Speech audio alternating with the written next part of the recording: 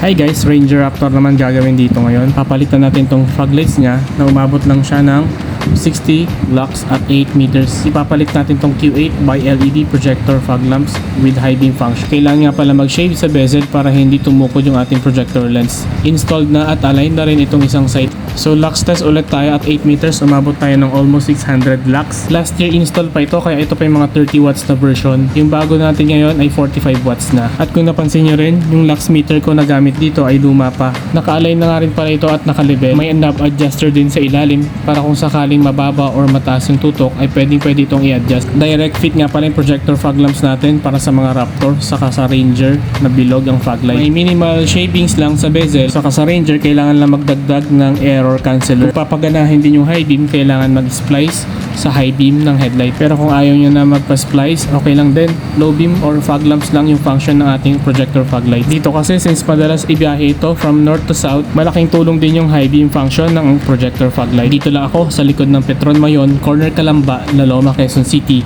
By schedule nga pala yung gawa natin dito kasi mag-isa ko lang gumagawa. Sa mga gusto mag-avail ng projector fog lamps retrofit, i-message nyo lang ako, Garage 58 Retrofit Works.